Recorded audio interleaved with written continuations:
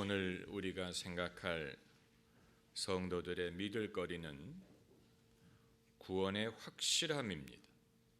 구원의 확실함.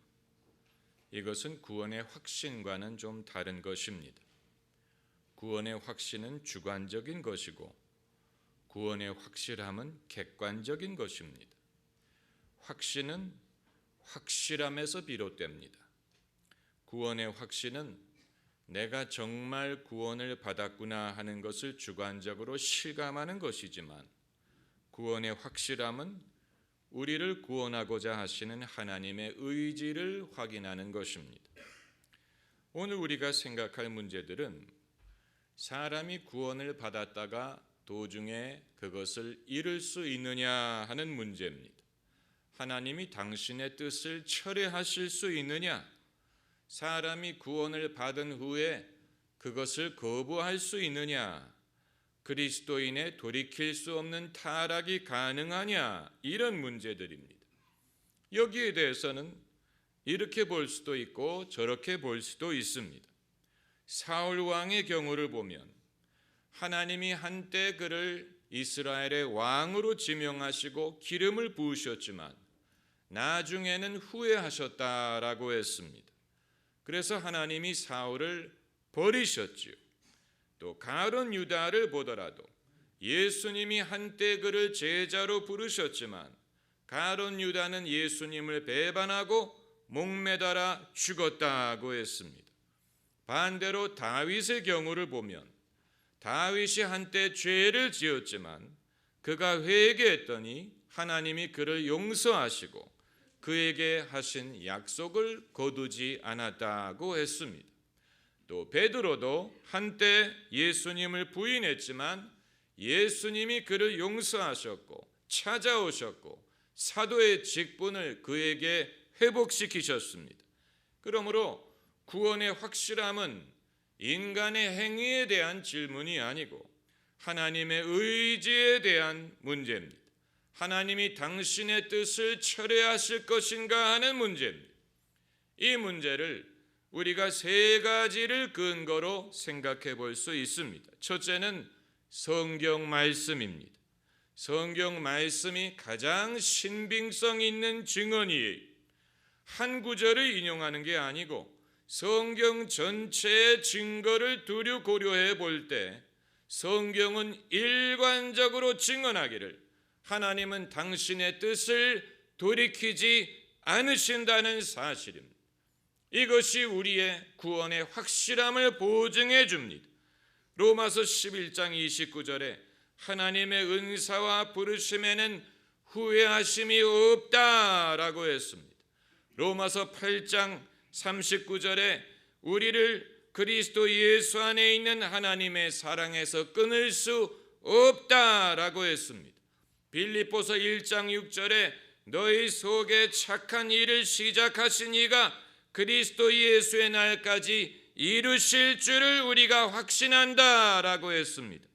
데살로니가 전서 5장 24절에 너희를 부르시는 이는 미쁘시니 그가 또한 이루실 것이다 라고 했습니다. 요한복음 6장 37절에 아버지께서 내게 주신 자는 다 내게로 올 것이요 내게 오는 자는 내가 결코 내어쫓지 아니하리라고 했습니다. 마태복음 16장에 내가 이 반석 위에 내 교회를 세우리니 음부의 권세가 이기지 못하리라고 했습니다. 이 모든 성경 구절이 일관적으로 증언하는 것은 하나님은 당신이 시작하신 일을 도중에 멈추지 않고 이루신다는 것입니다. 그리고 두 번째 근거를 고려할 것은 합리적 이치입니다. 합리적으로 생각하라는 것입니다. 우리의 행위에 의하여 우리를 구원하신 것이 아닌데 구원을 얻은 후에 행위가 따라주지 않는다고 하나님이 우리를 버릴 리가 없다는 것입니다. 우리의 행위를 보고 구원하신 것이라면 행위가 따라주지 않는다고 버릴 수 있지만 애초부터 자격이 없는데도 불구하고 당신의 은혜로 구원을 하셨는데 이제 와서 자격이 없다고 우리를 버리실 리가 없는 것입니다. 칼빈주의 신학에 모두 5개의 원리가 있는데 그 중에 불가항력적인 은혜라는 게 있습니다. 한번 따라해 보시기 바랍니다. 불가항력적 은혜. 그 말은 사람이 발버둥 치고 거절을 해도 하나님이 한 번 은혜를 주신 사람은 불가항력적으로 그 사람을 붙잡아서 천국 가게 하신다는 것입니다. 그리고 또 성도의 견인이라는 원리가 있습니다. 한번 따라해 보세요. 성도의 견인.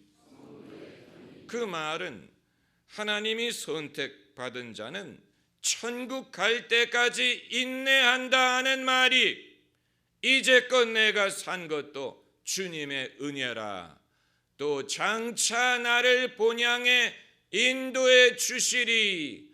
하나님이 이제껏 내게 은혜를 베푸셨다면 이후도 천국 갈 때까지 은혜를 베풀지 않겠느냐 하는 믿음의 고백입니다. 하나님의 은혜가 우리에게 족하기 때문입니다. 그리고 세 번째로 고려할 것은 인간의 경험입니다. 나의 경험, 남의 경험, 모든 사람의 경험을 통틀어 보면 그리스도인이 타락하면 하나님이 그를 때려서라도 돌아오게 하십니다. 이것은 모든 사람이 경험하는 것입니다. 때려서라도, 시련을 줘서라도 회개하고 돌아오게 하십니다. 탕자가 아버지 집을 떠났더니 어떻게 됐습니까? 허랑방탕하여 거지가 됐어. 배가 고팠어. 그래서 그가 다른 이유로 돌아오지 않았더라도 배가 고파서 아버지에게 돌아왔습니다. 성도는 하나님을 떠나면 갈 데가 없습니다. 그렇기 때문에 배가 고파서라도 하나님께 돌아오는 것입니다. 하나님이 다윗에게 이런 말씀을 하셨어요. 네가 만일 범죄하면 내가 사람 막대기와 인생의 채찍으로 징계하려니와 그에게 은총을 빼앗지 아니하리라. 얼마나 귀중한 말씀입니까? 하나님이 막대기와 채찍으로 징계를 하시더라도 사랑을 거두지 않는다는 말씀이에요. 막대기와 채찍은 괴로운 것이지만 지옥보다는 낫습니다. 지옥불에 떨어지는 것보다 신체 일부를 잃더라도 생명에 들어가는 것이 낫다고 하셨어요. 그런 맥락에서 오늘 본문을 읽는 것입니다. 오늘 본문을 보면 모세가 산에 올라가 있는 동안에 이스라엘이 금송아지를 만들고 그 앞에 경배했다고 했습니다. 이스라엘이 엄청나게 타락했습니다. 그것을 하나님이 보시고 무심하지 않았습니다. 우리는 하나님이 인간의 죄에 대하여 무관심하고 무심하리라고 생각을 할 수 있지만 하나님이 베일에 가려 있어서 그렇지 하나님은 인간의 행위를 보시고 번민하시고 진노하십니다. 상상해 보세요. 이스라엘 백성이 만들 게 없어서 금송아지를 만들고 그 앞에 경배를 합니까? 선민이, 하나님을 믿는 선민이 어찌 금송아지를 만들어 경배한다는 얘기입니까? 그러나 오늘날도 월스트리트를 가면 금은 아니지만 동으로 황소의 형상을 만들어 놨습니다. 그게 소위 불마켓을 상징하는 것인데 오늘날도 마찬가지예요. 그 앞에 무릎을 꿇지는 않더라도 사람들이 하나님보다도 더 사랑하고 하나님보다도 더 원하는 것이 세상의 명예와 부귀와 능력이 아닙니까? 옛날 사람이나 지금 사람이나 다른 것이 아니에요. 이스라엘이든 오늘날이든 인간은 하나님에게 범죄하고 있습니다. 그리고 하나님은 거기에 대해서 무심하지 않습니다.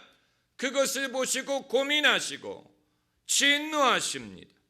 본문 9절을 보면 내가 이 백성을 보니 목이 곧은 백성이로다.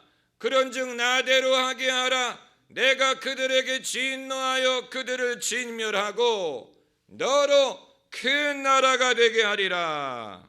그 말은 이스라엘을 멸절하고 모세의 혈통을 통하여 새로운 민족을 만들겠다는 말씀이, 그 말씀을 듣고 모세가 하나님에게 애원을 합니다.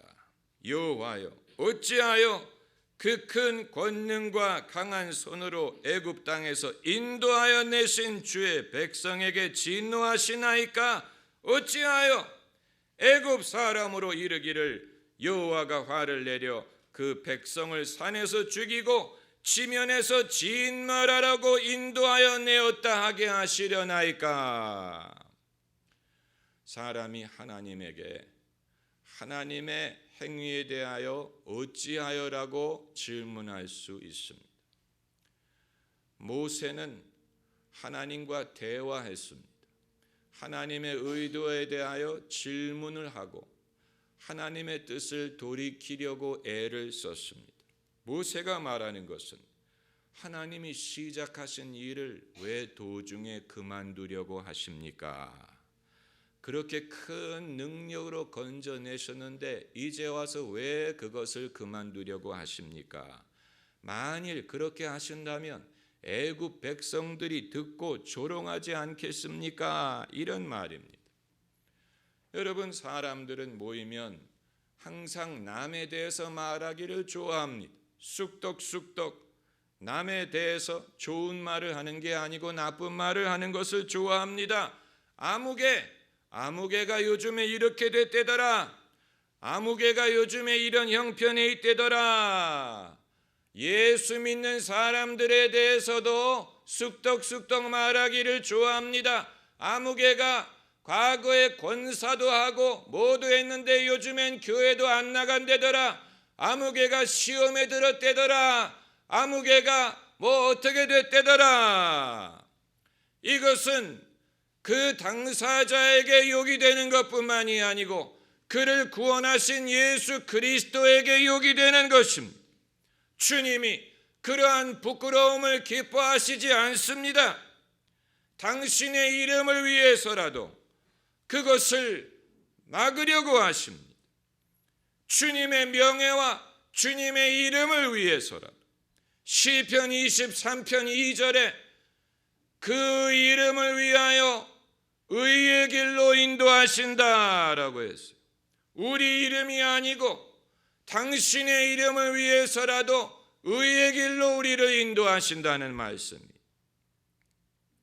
하나님이 이스라엘을 애굽 땅에서 인도해내지 않았다면 모르지만 인도하신 후에 그들을 가나안 땅에 들어가지 못하게 하신다면 그것은 하나님의 뜻이 무산되는 것이고 하나님이 실패하는 것이고 하나님의 영광을 막는 것이 됩니다.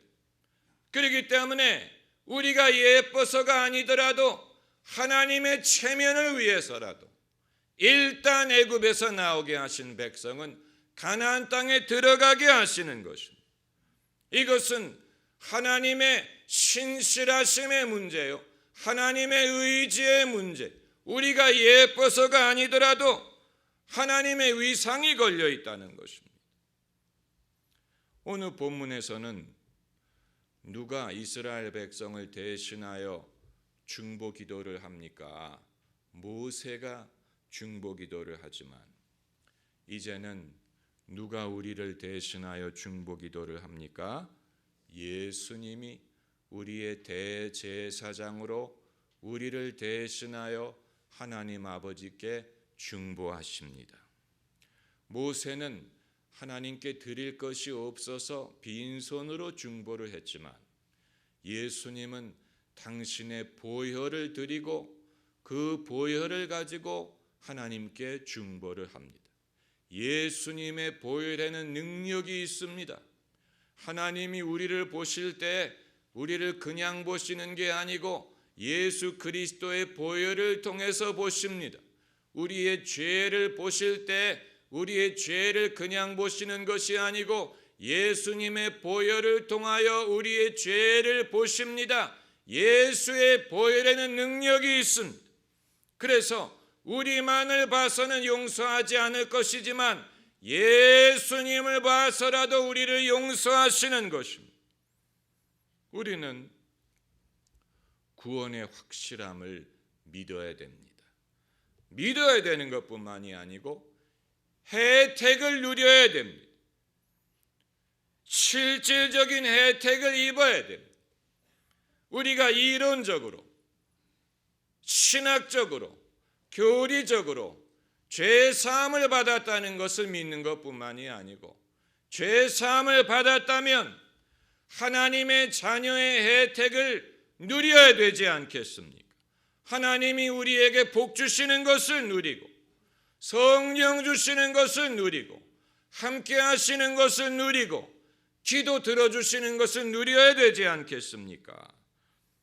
그런데 우리가 구원의 확실함을 누리기 위해서는 우리도 해야 되는 것들이 있습니다. 평소에 신앙생활을 거지같이 하면 하나님도 섭섭해하지만 우리 자신에게도 손해가 됩니다. 내가 교회 문턱에도 안 가는데 무슨 구원의 확실함을 생각할 수 있을까?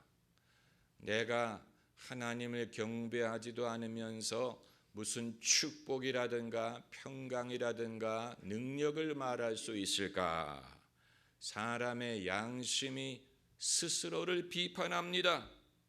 그러므로 마음이 편하지가 않고 신앙생활에 확신이 없고 하나님 뵙기가 민망하고 하나님께 무엇을 구해도 받으리라는 확신이 없습니다.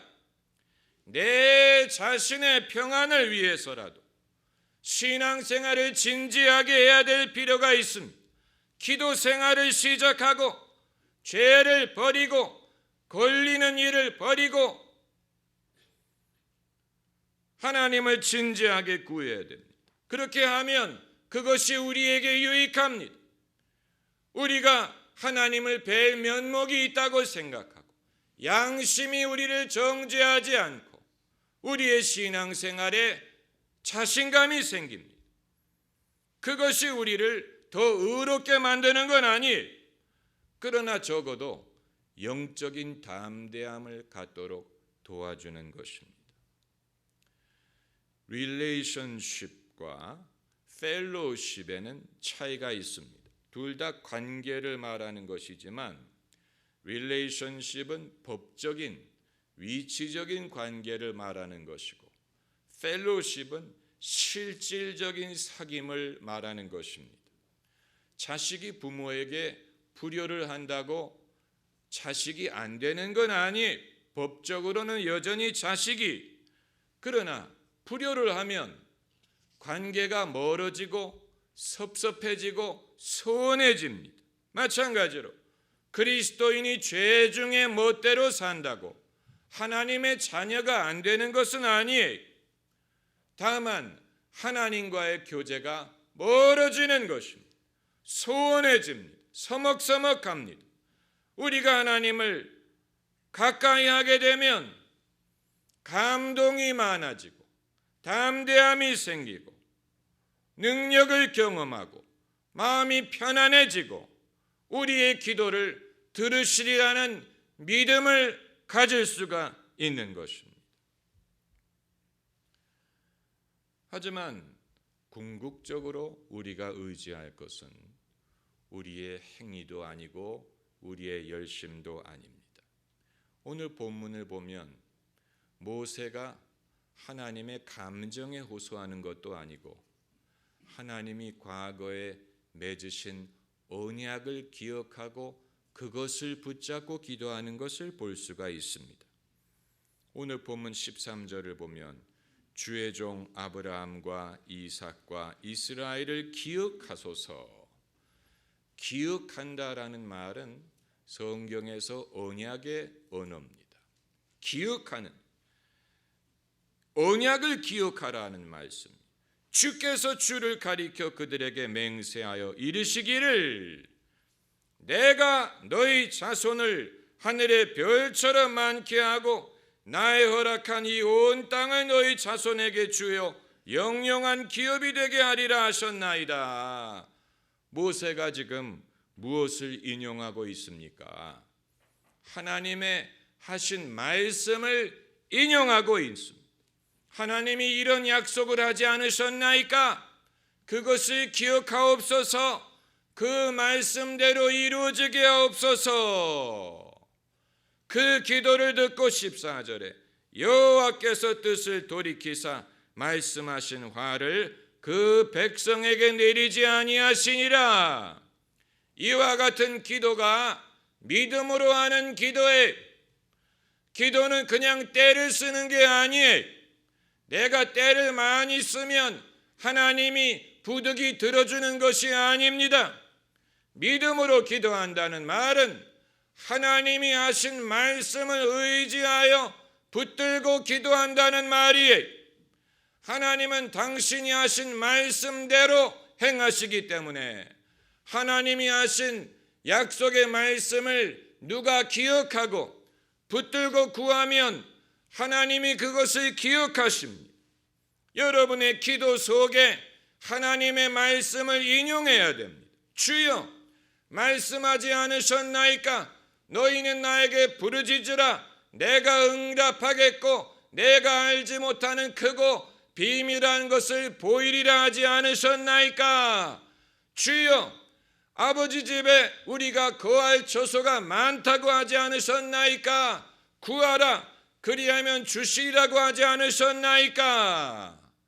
주님의 하신 말씀을 붙잡고 그 말씀을 가지고 기도해야 됩니다.